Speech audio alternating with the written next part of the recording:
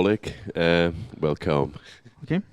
Thanks for the introduction, and thanks to everybody who stayed for my talk. I know that this is the last talk today, so I'll try to be brief, and let's see how it goes.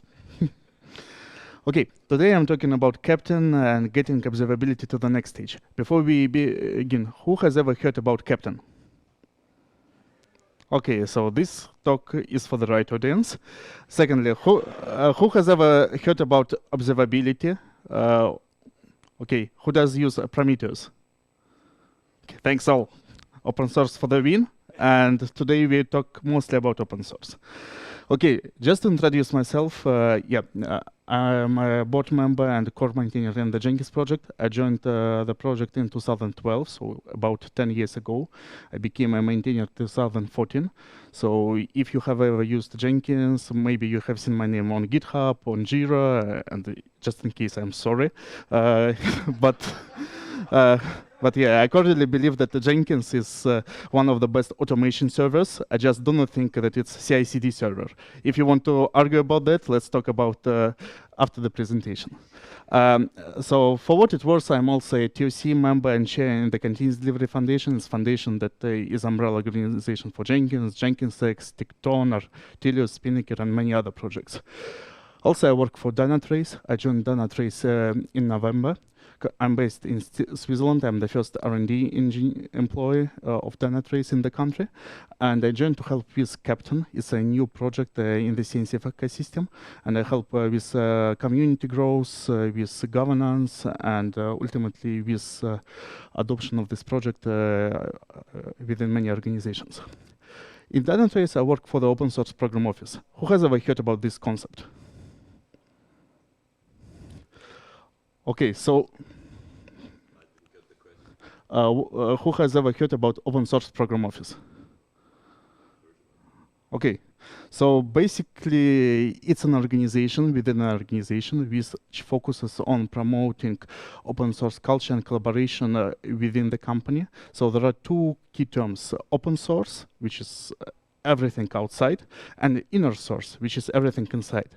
So applying collaboration and other policies within the company. So if you use codesiemens.com, I believe it's exactly what the team promotes within Siemens.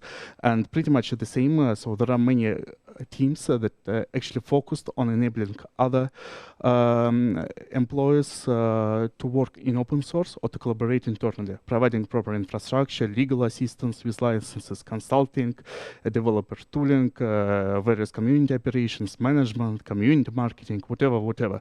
So this group of people is sometimes called open source program office, and this is where I work at Dynatrace. A few examples of projects we are involved in as open source program office. Dynatrace itself is actually contributes to open source a lot. In our team, we work on Keptn, OpenTelemetry. Also, we have just started a new project targeting open source feature management called OpenFeature. Then CD events, it's event standard based on cloud events for exchanging data between CI and CD systems. We also work with foundations like CDF, Cloud Native Computing Foundation, To-Do Group. It's foundation focused on open source program offices and collaboration practices. So this is the scope our team works on. And let's focus on Keptn. So today, actually, I want to talk a bit about open observability just to get everyone up to speed. Then we'll focus on Keptn, so how it works, what it is about, how it can help you. And I was going to show live demo, but my Kubernetes cluster crashed. So if you have seen me there in the booth working with my computer, it was me trying to fix Kubernetes. I failed. Okay, so just a quick disclaimer, whatever I talked about today is my own opinion. It doesn't represent the opinion of my company, Keptn community, my foundations, and whatever other things. But I hope it will be still interesting. Okay, let's start from site reliability engineering. Who has ever seen these acronyms? So service level agreement, I guess everyone saw that. everyone had vendors who do not follow it, and sometimes you expect to provide SLAs on your own. So basically, SLAs, when a vendor, usually a SaaS company, etc., provide some guarantees to customers. In order to fit these guarantees, they actually need to define internal objectives. So you maintain a service, and as a team, you want to reach some stability goals, for example, service response time, availability, etc. All of that is called SLOs, service level objectives. Usually, they're quite higher than SLAs, so that you can guarantee that you hit them. And in order to count SLOs, there is also SLIs, service level indicators. So basically, it's low-level metrics which form service level objectives. So it's basically low-level statistics like CPU usage, response time, etc., etc. I will show a few examples later. So when we operate a service or when we operate whatever application these days, we usually rely on these metrics. One problem with these metrics is that if you actually want to understand these metrics, you need to understand what happens in your system. You cannot just connect to Prometheus and see metric because your system may be distributed. Let's say you have 100 services with auto-scaling, etc. So whatever metrics you see in your monitoring system usually is not enough. And this is a case for many systems because systems become bigger and bigger. So it's normal to have hundreds of containers these days of different size, with monoliths sometimes with multi-service, with microservices, who knows. And the same applies actually to development infrastructure as well, because you don't just run a single service these days. You may run Argo CD, Jenkins, you may have Helm, you may have various additional repositories, you may have backend infrastructure, and all of that needs to be maintained. And when we talk about operation, yeah, is it your server room? No, we moved to the cloud, but actually didn't help much, for the records. So it's called spaghetti automation. So when we start scaling our services, let's say you scale your Jenkins pipelines, create new jobs within the instance, or GitLab for what it was, it doesn't really change much. Or when you have a big configuration, let's say in Helm, in your bash scripts, again, with the growth of this configuration, you get more and more duplication. You have many parties involved. People come and go. Sometimes they don't have experience. Sometimes they don't communicate well with each other. Sometimes they apply changes manually instead of your well-established infrastructure as code. And usually it leads to difficult maintenance and especially difficulty to understand what the heck is going on in your system. And this the environment all of us we live in. And the proper response to that is actually having observability. So being able to understand what's going on inside your system and being able to troubleshoot it. One of the projects in this ecosystem is, of course, OpenTelemetry, which is one of the most popular ones, but there are more. So everyone likes the CNCF landscape, right? And for the CNCF landscape, there is actually observability section, which is also quite impressive. That includes multiple open source and private source tools. You can see them here. And people always grumble that there is not enough tools, so they're listed because somebody is missing. You can also allow to put only one tool on the entire CNCF landscape if you're a company, but it keeps us busy anyway. So I'll just do some breakdown, focusing on open source, because we are at open source conference, right? So there are multiple open source standards these days. So for example, OpenTelemetry, which includes traceability, metrics, logging, CD events. It's a mentioned standard for eventing, also cloud events as high-level standard for events inter-exchange between organizations, open SLO for defining SLOs, open metrics. Also, hopefully, there will be open features soon. This is a standard we started at the Dynatrace. And there are many more less standards. These standards actually lead to open source implementations. So like Prometheus, Thanos, Jaeger, Grafana, many of these tools are currently based on this open source standard. So for example, if you take OpenTelemetry, if you implement it, it doesn't matter whether you use Jaeger for trace analysis or Prometheus for monitoring. While you follow this standard, you can connect all these tools. Or you can also connect commercial tools like Dynatrace or Datadog because they also implement the same standard. Prometheus, for me, is one of the biggest projects. It's actually a top 2 project in the CCF at the moment. It's being adopted everywhere. And when we talk about standards for observability, we usually talk about Prometheus. Because Prometheus, for us, it's not only the system with cool dashboards, but it's also storage, which is really important in these systems. So yeah, originally it was a presentation in French, so sorry, there are still some French words. But yeah, so what it really for us Prometheus is, of course, server with data, with storage, with alerting system, with visualization. Of course, we talk about Grafana, which is a separate CNCF project, and all the dashboards we get as a project. And data is really important for us. Yeah, many people say that data is a new oil, that the only available thing in modern enterprises is data. I can continue for hours, but really the point of that is that if you do monitoring, you need data. And you need historical data. Usually it's a lot of data, usually special databases that provide you this information. But then there is a next step. So once you have all this monitoring, dashboards, alerts, there is still something you need to do. So for example, you get an alert from Prometheus that you violated whatever metrics. Then you need to scale your system. How would you do it these days?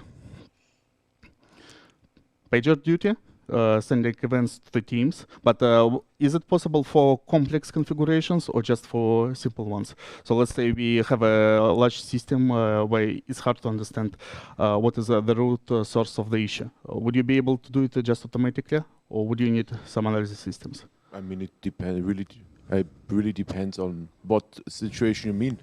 Mm-hmm. I mean, if you want to have quick auto-scaling, your metric server will give you metrics, and if you configure your pod autoscaler and your node scaler correctly, your system will scale out. If that solves your problem, that's a different question. Yes, I totally agree. So let's talk about some generic cases when you actually want to automate your custom system created by a lot of great minds in your team, and of course for which you may have Helm charts that automatically do something, but usually not at all. And for that, one of the things we propose, and this is why we started Keptn at Dynatrace, is actually getting observability to the next stage. Just to explain our story, we had Dynatrace is a big company. We provide Dynatrace application monitoring as SaaS, and it means that we have a huge system we have to monitor on our own. And we need to provision it, we need to resolve conflicts. And in order to do that, there was a lot of automation, really flaky one, hard to maintain one. And then some teams, at some point, teams said that they're tired of that, and they created a new tool, which eventually became Keptn after it was open sourced. It was an initially internal tool with objective that we solve our own operations and auto-remediation issues. It was long before I joined Dynatrace, but I still use V for this purpose. Later, what happened, we discovered that there are same issues for many of our customers, and we decided that it would be better to open source tool, and this is how Keptn was born in 2019, and this is one of emerging projects, part of the CNCF at the moment.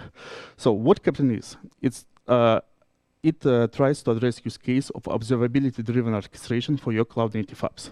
So basically, instead of doing generic automation, let's say like Jenkins, Argo, which is triggered, instead of that, we connect to observability data, we process it, we are based on operations metrics like SLIs, SLOs, monitoring, and we are fully based on events in order to orchestrate the entire system. And there is a screenshot which is not really readable, but yeah. So basically, somebody at Google said that Keptn is exactly what they needed for SRE. Well, I can add a link later. So marketing aside, what Keptn is. It's, again, CNCF project, currently in sandbox. It's in public comment period. So hopefully it will be incubating project within 1 or 2 weeks. It implements a control plane which provides front end with monitoring data, dashboards, alerting capabilities. It has CLI, it has administration front end, and ultimately it's based on SLOs, SLIs, and it supports various use cases of multi-stage delivery. So for example, if you need to do canary deployment, progressive delivery, A/B testing, you can implement it with Keptn and its automation, but all of that is based on metrics. So for example, if you do A/B testing, you can easily understand what configuration, what feature flags are actually good or bad for your system, and then act on that within Keptn. And its whole use case is about operations and auto-remediation. So initially, how we position Keptn now is a platform that can orchestrate your entire system. Yeah, maybe it's a bit pretentious, but what it means, so you had a system like that with arbitrary and sometimes complicated connections. So for example, I have no idea why Litmus Chaos has to connect to Prometheus directly, but this is how it's written here. Maybe it's a use case. And instead of that, we take Keptn control plane, which orchestrates your delivery within the entire delivery cycle with the entire system, CI, CD, and operations. So Keptn basically doesn't care whether you deliver the system or whether you operate it. We target the entire life cycle, and we connect to all tools through various connectivity ways like cloud events, APIs, webhooks, etc., etc. And Keptn does all stages of deployments. For example, it can do deployment, testing, it can trigger evaluation, it can process the results, and based on metrics receiving from the deployed systems, it can make a decision. So for example, whether you want to release the system, whether you want to roll back it, whether you want to scale the system, all of that are just events for Keptn of different type within CI/CD operations, but ultimately from what we see on the Keptn side, it doesn't matter. And you get a bunch of dashboards. For example, here you can see dashboards for some SLOs. So like error rate, response time, etc. And you can see heat maps for particular deployments. What Keptn can do is not just showing you a cool dashboard. It can actually track your budgets. So for example, if you committed to providing 99.99 availability, it can track this commitment, send you warnings when you get close to a violation, or whether when you violate it, actually can act on auto-remediation. And all automation is built around it. Keptn itself, it's fully event-based system, it's cloud native, so it operates as a number of services. It connects to integration services, which are basically plugins in other systems. So all plugins in Keptn are microservices, and it can connect to CLIs, REST APIs, which basically implement the same cloud events interface. So everything goes through events, and even Keptn within itself communicates with events. I will show some examples later, so it's just a quick intro. And yeah, a bunch of adopters. What is interesting, there are many companies actually trying Keptn at the moment. So for example, Kiratech integrated Keptn into Crateo Platform Ops. Currently, another company, Deploy Hub, maybe you've heard about Artelius configuration management. They're also looking into integrating Keptn into the engine. And many companies use Keptn as is, including large-scale installations. So the project is doing quite well in terms of adoption, and it grows quickly. I want to show you some use cases because I'm not going to show much demos. Instead of that, I will show slides this day, but I want to focus more on use cases. How are we doing with the timing right now? Because I don't see my phone. So I have 20 minutes more, right? Okay, just time. Okay, thank you. Okay, the first use case, have you heard about IFTTT? So if then else, do something. And actually we can, as very basic thing, we can treat Keptn as is. So basically it receives event. Then based on this event, it can trigger particular sequences, which is basically Keptn pipelines or whatever you call them. Keptn is all about nautical terminology. So sometimes you can hear various terms like breach, sequence, shipyard, etc.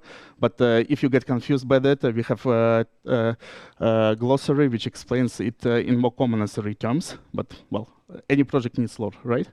So So FTT is basically Keptn receives event and then triggers something. It has all the integrations to do that, so it's quite efficient. And how it's implemented? Yes, there is shipyard file, which is basically, let's say, Jenkins file or whatever other YAML file defining your pipeline. So anyway, I tried to put this screenshot, and it's quite long as any pipeline definition in YAML. To be honest, this part I like in Jenkins because I like Groovy DSL, and I'm happy to have a holy war about it after the presentation. But yeah, so basically what is written here, you have a number of stages. These stages deploy particular steps, so that steps invoke either integration services or internal Keptn functionality to do something. So basically stages and then sequential steps you execute. It's no different from any other CI/CD tool you have on the market. You can also trigger it manually, you can trigger it based on events, and basically it's internal pipeline engine, which is again just a commodity in modern world. So whether you take GitLab, Keptn, Jenkins, it will be more or less the same. What's different about Keptn? Firstly, all sequences are extensible through microservices, which are called integration services. You can write your own one. You can deploy them. For example, we have integration service for Argo, for Litmus cows, for artillery, and for many other services. And you can find them on Artifact Hub. You can reuse them. And actually, all services are really simple applications. If you heard about OpenFAS, so basically they're almost OpenFAS compatible at the moment, and hopefully we will fully implement the standard soon. Also, if you want to extend, if you want to have additional integrations, there is Job Executor service and Webhook services. So Job Executor service is basically a service that allows to run a container. So if you ever used Keptn, if you ever used GitHub Actions, it's basically the same. So you can trigger arbitrary container, which is packaged properly, and then it can return you results. Obviously, I didn't put an example here, sorry. And another one is Webhook service, which is even more simple. Basically, if your service implements proper REST API or GraphQL, then you can just invoke the service. Sadly, it's not the case for many tools. That's why you have to run integration services. But actually, it can implement many cases. And for example, my colleague, Adam Gardner from Australia, he implemented integrations with Zapier and with EFTTT. And finally got something like 5,000 app integrations just through that for Keptn. But ultimately, if you have a classic tool and service with proper API, you can just use Webhook, and you can use templates for that. So this first very simple use case. Obviously, if you just need a tool that does something, probably you don't need Keptn, because there are other projects like Knative Events, which basically does the same and also based on cloud events. So Keptn actually goes further. And another use case is SLO monitoring. So instead of, so this is a lighthouse, but due to color issues, let's say it's not lighthouse. So what happens here that we have Prometheus somewhere there, then it's we have integration service called Prometheus SLI provider that takes data, processes it, and based on this data, it can send an event to Keptn saying that you violated SLI, SLO, and based on that, you can act on this data. You can see all these dashboards built. How it's implemented? First of all, we have various files, SLI YAML. So this is specific for various providers. Keptn currently supports Prometheus, Dynatrace, and Datadog, and there is work on Azure Data Explorer by Microsoft team who wants to adopt Keptn at the moment. So what you can see here is that we have 5 SLIs, like HTTP response time, a number of failing requests, information for Go routines, request throughput for the system, and we have quite lengthy PromQL queries. So what happens here, we take SLI, which is based on data from Prometheus, which is retrieved based on particular service. So you can see a lot of various expressions there, because Keptn is not just automation server, it's aware about your system, it's aware about your project, your structure, your services you deploy from the configuration, and hence it can query Prometheus in a more or less specific way. And then it gets 5 metrics, which it can display. What happens next? It's not enough to have metrics. It's also you need to define some thresholds and targets, which we call service level objectives. It's another file, and this file is actually generic. So regardless of SLI provider, this file would be the same. And here in this file, I heard you're not allowed to use laser beams in Switzerland, so probably I'm going to be deported now. So here you can see that there is one provider which takes data from HTTP response time, and then it sets two criteria. So firstly, it passes if it's lower than, I believe, 400 milliseconds. But it gets warning, it's below just 100 milliseconds. So basically there are two types of events generated by Keptn here, when you violate your target and when you just have a warning. And also below you can see various expressions like this one with percent. So it's based on evaluations. So for example, you have one evaluation for a version of service A, then you deploy version B and compare the data. And if your metric goes some number percent lower, then you again can trigger a violation. In addition to that, you can define scores, so weights for each metric and also global scores, which again gives you integrated metric so that you can also build expert system. All of that leads to these dashboards I presented before. So with these heat maps, which SLIs, SLOs are in red, in yellow, which are violated, and you can automate sequences based on this data. So for each data, you can use FTT, and for every event, you can actually trigger another sequence. And for each sequence, you can also trigger more sequences. So basically, Keptn already behaves like an execution graph, which is quite flexible. Use case for us for this flexibility is, of course, auto-remediation, because this is what we are missing in many systems. And basically, it's just closing the loop. So we have our app, we have OpenTelemetry. Again, we have this, not the lighthouse. With Prometheus, we have Keptn somewhere there. And then Keptn can decide to do something with our app. For example, trigger auto-scaling, let's say just by executing Helm chart or whatever. And this, again, can be defined by additional definition in Keptn. So it can be triggered on various violations. So here, for example, you can see that there is problem type, out of memory, response time. It basically comes from previous SLOs definitions. And based on that, it can trigger some actions. For example, here, restart, scaling, and these actions are again flexible and you can configure them. Then these actions map to your shipyard file. So no magic here, it's exactly the same sequence as before. So there is no new engine for auto-remediation. It's the same engine, but additional connection logic. And it can execute various steps based on triggering, based on actions. And all of that is triggered by event. So if you integrate with CLI, etc., you can firstly monitor that. You can observe that, because Keptn itself exposes all this data to OpenTelemetry. If you need to monitor and trace what happens in this system, and you can trace it. Third use case or fourth use case for us is embedded Keptn in your pipelines. So this is probably not trivial, because I talked about Keptn ruling them all, but actually one of the ways is to rule Keptn itself. Because Keptn is a tool with CLI, with API, hence you can use it in your pipelines. One of common use cases where Keptn is used is just quality gates. So for example, you have common CI/CD pipeline, and there you need to deploy your application and, for example, do load tests. You can do it with Keptn, do deployment, run load tests. Keptn provides JMeter, integration service, K6 integration service, etc., etc.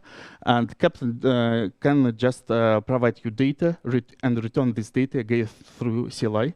And then your pipeline either continues or fails, and it can use Keptn for operation. One of the example we use, for example, his bucket due to reasons unknown, but with Dynatrace monitoring system. And here we just use Keptn as final evaluation gate where before we actually deploy the system. It doesn't really matter. You can use Prometheus. You can use quality gate at multiple stages, for example, for development environment, and then for staging environment, and then for production environment, running different evaluations. And again, you have auto-remediation and basically fail over, rollback if you wish to implement it.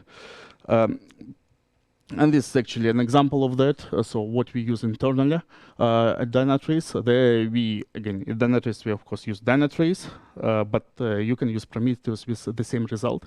And there we have just Keptn that implements our quality gate in the release pipeline. So we do not do checks in build pipeline. We just deploy to staging, release, and all quality gates are implemented here.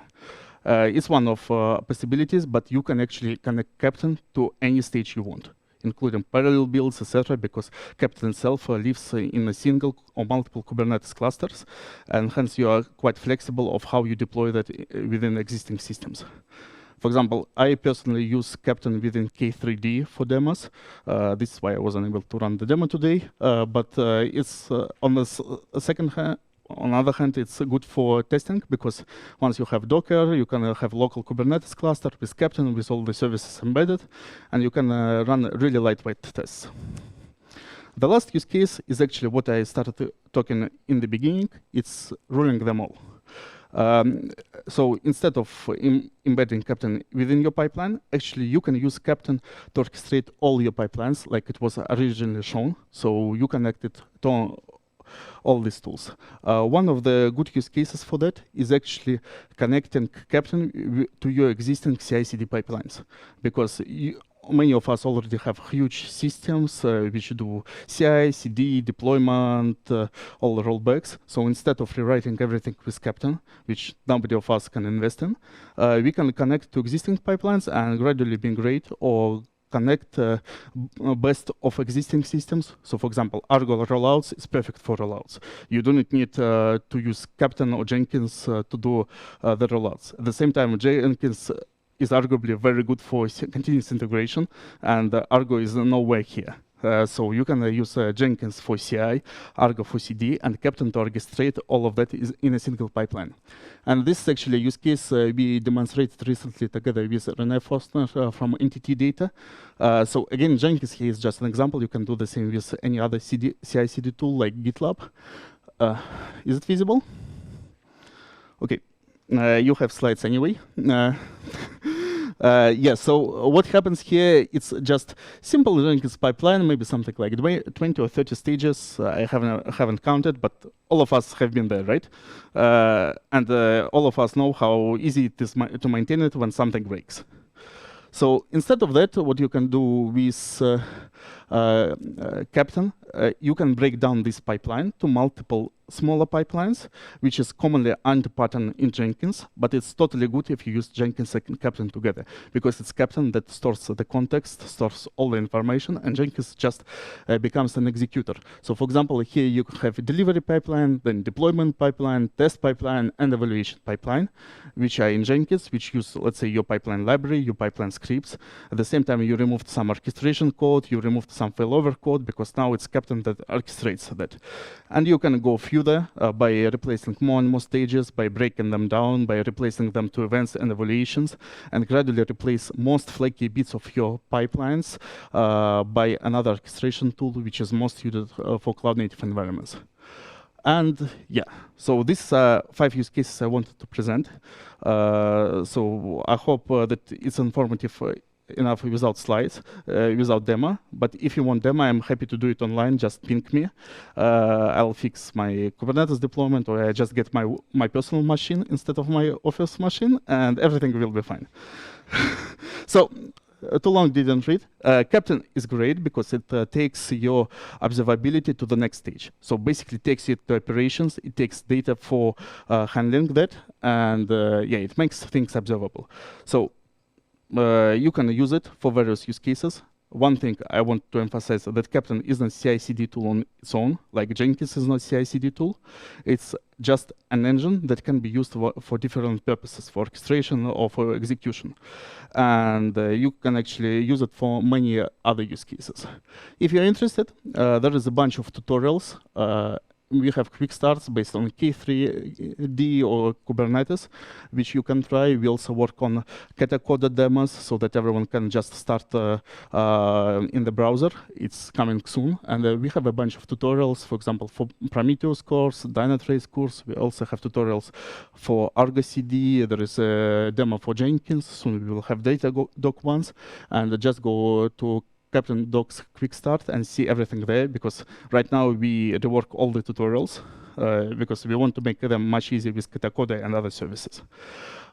Also, there is detailed deep dive by Nana, which you can watch on YouTube with all the details about Keptn and internals. If you're interested in contributing, we are looking for contributors, of course, and more importantly, we are looking for feedback, because Keptn is a growing project. So every user who tries our documentation, tutorials, and hits on issues, which you are likely to, we will appreciate your feedback so that we can quickly improve. And it's also a kind of contribution. It's not just code and documentation. Providing inputs to the projects is one of the most important items for this stage of Keptn, sandbox/incubating, because this is exactly where we prove whether it's suitable for industry or not. And yeah, if you want to contribute code, of course, a lot of opportunities. We also participate in Google Summer of Code this year. Our projects will be announced in 2 days, but there will be some cool projects like, well, I can spoil things because there is a lot of applications, GitOps, integrations, and also various documentation rework. And all the community is on Slack. So if you use Slack, you can add yet another workspace and join the Keptn community. And yeah, we also have meetups and daily meetings. So not daily meetings, weekly meetings, community and developer ones. So feel free to join, and we will be happy to talk to you. Just, yeah, download Keptn and try using it. Really. This slide says, well, no hidden prices, of course, maintenance of infrastructure. If you run on GCP, be aware to set your limits for resources, because otherwise you may get some surprises from Google, but otherwise it's fully free, promise. Any questions? Mm-hmm. Thank you. So I don't know if we have any questions from the audience. Mm-hmm. No. I have a question. Yes. Those actions, of course, if you declare then, let's say, the remediation, if that goes wrong, do this, and then maybe you configure something wrong, and then your system goes totally wrong because of that behavior or some typo, I don't know, within the action then, and how do you mitigate somehow those kind of risks to destroy by everything automated? Yeah, so basically how we approach that similarly to how the whole Kubernetes approaches that.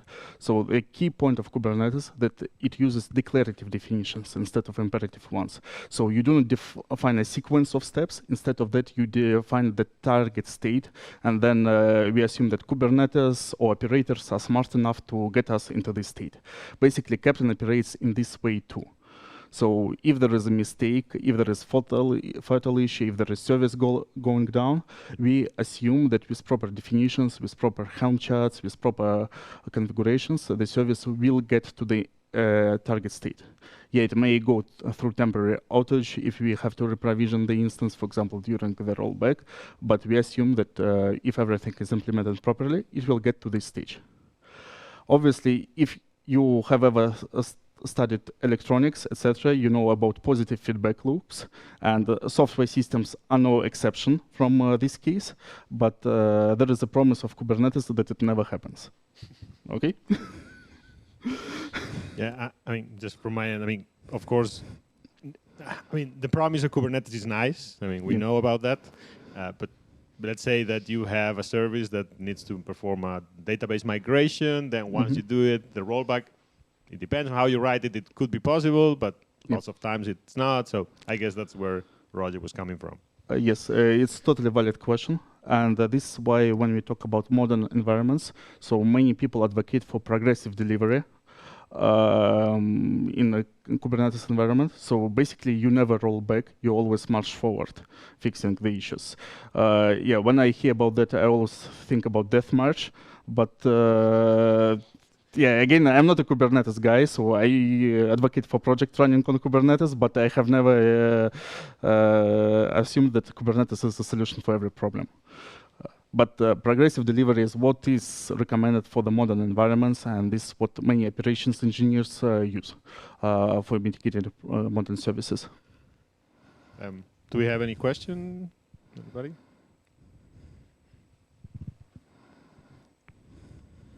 Okay, then. No? Yeah. So first question is, how can you speak so long that fast? You don't need to answer. But the actual question is, like, would you probably? But would you, like, assuming you start a new service, would you immediately start with something like this, or is it something you would like bring in gradually at some point? And if so, then like, when do you notice when the point is reached to introduce it? Okay. So I'll answer the first question because it's easier. I was swimming for a long time and I almost got a Master of Sport degree. So assumingly I can stay without breathing for quite a long. Okay, so second question, whether I would use this approach for new system. It depends on what system I target to build. So if you talk about Keptn itself, it's a good engine for cloud-native system, which is basically consists of microservices which are immutable, which have proper integration with OpenTelemetry, which have all this data exposed, so you can actually act on this data. There, Keptn shines basically for new deployments, new projects. Then let's talk about all the projects. In order to apply Keptn or the system to all the project to migrate of that, firstly, you will need to solve the observability question. And unfortunately, it's not as trivial as it would seem. So it's not like you just take OpenTelemetry library, put it into your project, and then everything starts magically working.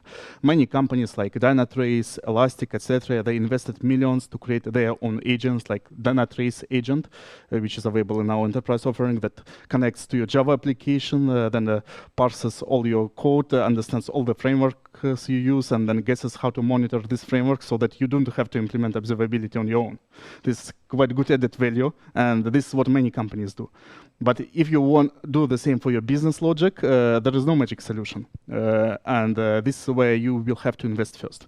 If you're ready to do this investment, then first, all observability-driven tools like Keptn can be very efficient because they actually can act on this data, follow up, and expose this data for your target systems. But without the first step, you won't get anywhere. Mm-hmm.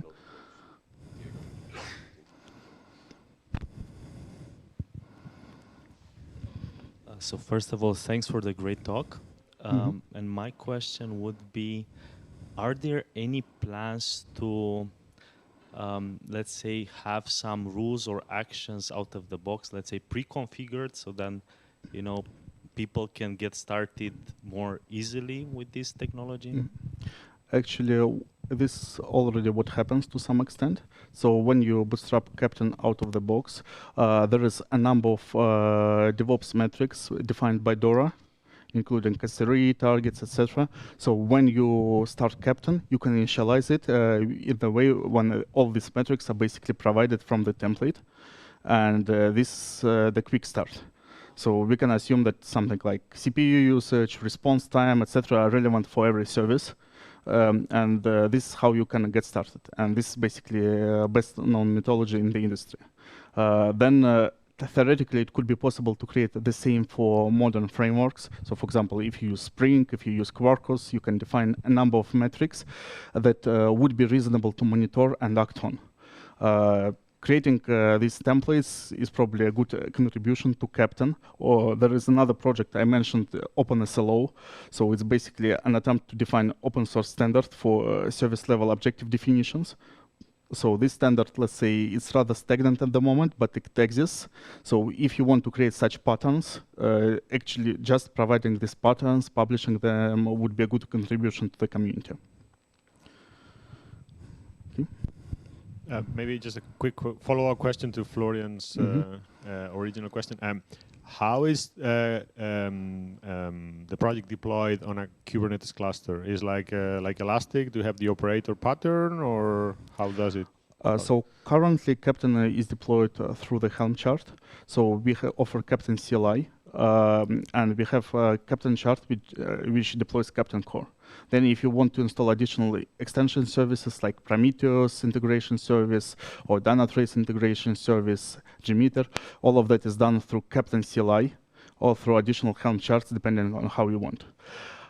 What we currently work on, we are working on support for GitOps in Keptn. So there is a pending cap 69 in a Keptn project, which basically introduces firstly Keptn configuration operator that receives CRDs with configurations and deploys them in the system. And I'll follow up on that. There is another cap, it's Keptn enhancement proposal that actually implements Keptn GitOps operator, which puts Keptn entirely into a single repository managed in a GitOps way. So this is how we see Keptn evolving in the future. So GitOps, in my opinion, should become the default option, because right now, if you just open Keptn tutorial, there is tutorial like end-to-end tour where you start from entering something like a dozen of various Helm and cuticle commands, and probably this is not something you would like to see. Instead of that, you take operator with existing template, feed it to Kubernetes, and everything works. So this is how we wanted to get, and this is what we are working on at the moment. So if you want to participate, there is a working group on GitOps, which currently pushes it forward. We have a POC available, and we are basically receiving feedback from the community and keep improving that.